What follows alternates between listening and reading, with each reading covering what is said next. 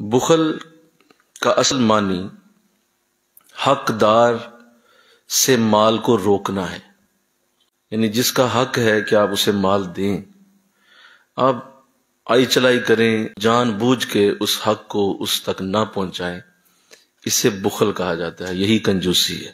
جہاں خرچ کرنا ہے اور اللہ کو پسند بھی ہے کہ یہاں خرچ ہونا چاہیے اور اللہ خوش ہوتا ہے اس خرچ سے، وہاں بھی اپنے آپ کو روک لینا اور ہیلے بہانے کرنا، بس یہ کہنا کہ نہ ہی خرچ ہو۔ تو ایسے موقع پہ جہاں اللہ خوش ہوتا ہے اور اللہ کو یہ عزیز ہے کہ میرا بندہ خرچ کرے، وہاں سے مال روکنے کو سے بخل کہتے ہیں۔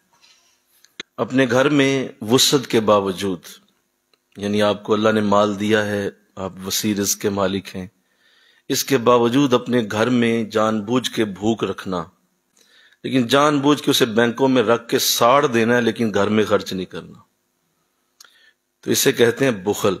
تو یہ ڈر ہے کہ میں اسے خرچ کر دوں گا تو شاید یہ میں غریب ہو جاؤں گا، اور یہ جو میں بچا بچا کے رکھ رہا ہوں، یہ میں بڑا سمجھدار آدمی ہوں، بہت میں نے عقل مندی کی ہوئی ہے جو میں نے بچا بچا کے رکھا ہوا۔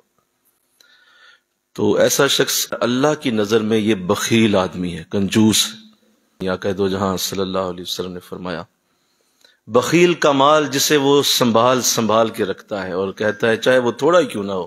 ہم غریب زیادہ کنجوس ہوتے ہیں جی، تو کیونکہ تھوڑا جو ہوتا ہے تو اسی کو سمجھتے ہیں بہت زیادہ ہے، روک روک کے رکھتے ہیں۔ تو فرمایا بخیل کا مال جو وہ سنبھال سنبھال کے رکھتا ہے، قیامت کے دن بھیانک سانپ کی شکل میں اس کے گلے میں لپیٹ دیا جائے گا۔